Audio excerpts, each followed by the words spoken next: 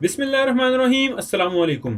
दोस्तों, कानून किसी मुआशरे को मुनज़्ज़म करने के लिए बनाया जाता है जो मुआशरे में बसने वाले हर एक फ़र्द की ज़िंदगी पर असरअंदाज होता है।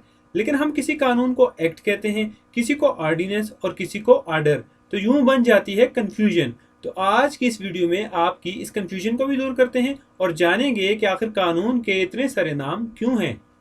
इस कन्फ्यूजन को दूर करने के लिए सबसे पहले आपको ये समझना है कि गवर्नमेंट की कितनी ब्रांचेस होती हैं। तो गवर्नमेंट की तीन ब्रांचेस यानी तीन आर्गन होते हैं। नंबर वन लेजिस्लेटिव यानी मुकन्नना, नंबर दो एग्जेक्टिव यानी इंतजामिया और नंबर तीन जुडिशरी यानी अदलिया।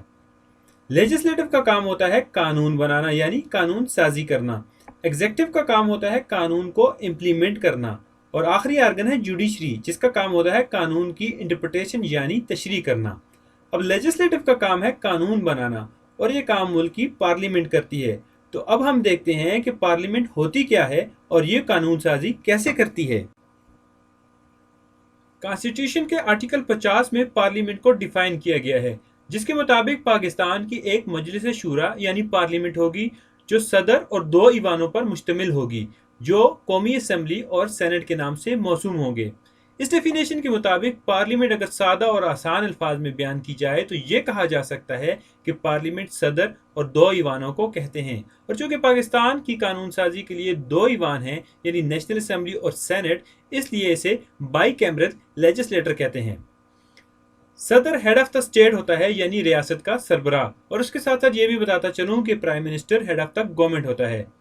दो ईवान यानी टू हाउसेज में एक ईवान होता है नेशनल असेंबली, जिसे लोअर हाउस यानी ईवान जेरी कहते हैं, और दूसरा हाउस होता है सेनेट, जिसे ईवान बाला कहते हैं। लेकिन मनी बिल यानी माली बिल की कानून साजी में नेशनल असेंबली को सेनेट पर एज हासिल होता है।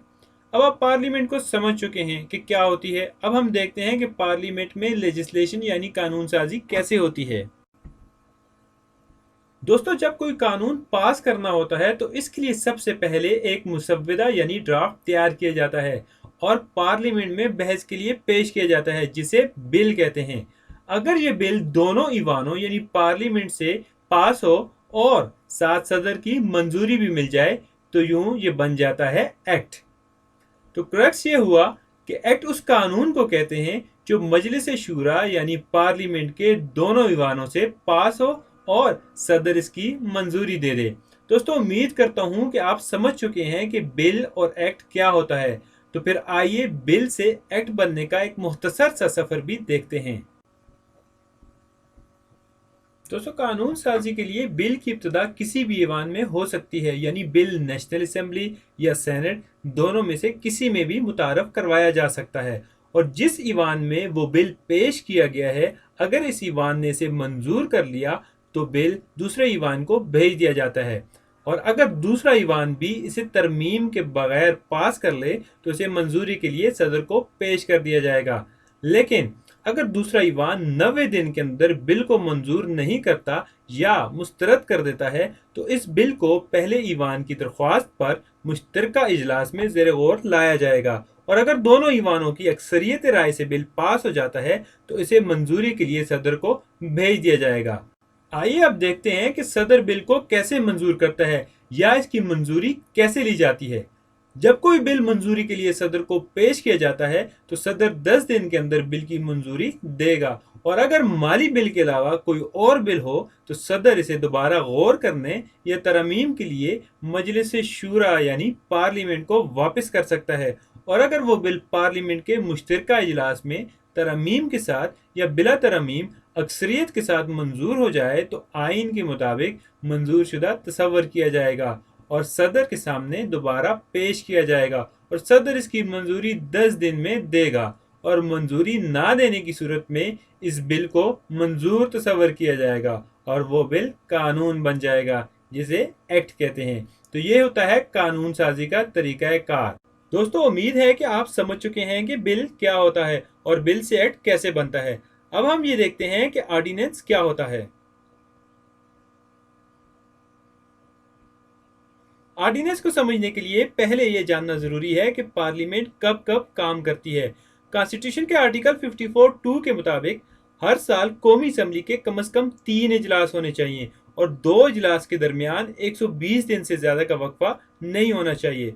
और इसके साथ साथ एक शर्त यह भी है कि नेशनल असेंबली पूरे साल में 130 वर्किंग डेज से कम के लिए इजलास तलब नहीं करेगी। इसके अलावा पार्लियामेंट के इजलास तलब करने के लिए सदर कॉन्स्टिट्यूशन के आर्टिकल 54(1) के तहत एक हाउस या दोनों हाउसेस को समन करेगा, जिसमें तारीख, वक्त और जगह का हवाला होगा। तो इससे पता चलता है कि पार्लियामेंट साल के हर दिन सेशन नहीं करती। तो अब जब पार्लियामेंट सेशन में ना हो और इमरजेंसी की सूरत में कोई कानून पास करना हो, तो क्या पार्लियामेंट के सेशन का इंतजार किया जाएगा? हरगिज नहीं। तो फिर ऐसी सिचुएशन में, इमरजेंसी सूरत हाल में, जब पार्लियामेंट सेशन में ना हो या तहलील हो चुकी हो, तो कॉन्स्टिट्यूशन का आर्टिकल 89 सदर को ये इख्तियार देता है कि वो ऑर्डिनेंस जारी करे, और सूबाई सतह पर यह इख्तियार गवर्नर के पास होता है। यकीनन आप समझ गए होंगे कि ऑर्डिनेंस क्या होता है। अब ये देखते हैं कि ऑर्डिनेंस की फोर्स या इसका इफेक्ट क्या होता है। तो सदर जो भी ऑर्डिनेंस पास करेगा, इसकी फोर्स या इफेक्ट वैसा ही होगा जैसा उस एक्ट का होता है जो पार्लियामेंट से पास होता है। अब हमने ये देखना है कि ऑर्डिनेंस की मुद्दत कितनी होती है। तो ऑर्डिनेंस की मुद्दत 120 दिन यानी 4 माह के लिए होती है, और 4 माह के बाद ऑर्डिनेंस मनसूख हो जाता है। लेकिन पार्लियामेंट इसे 4 माह से पहले भी मनसूख कर सकती है और मजीद 4 माह की तोसी भी कर सकती है।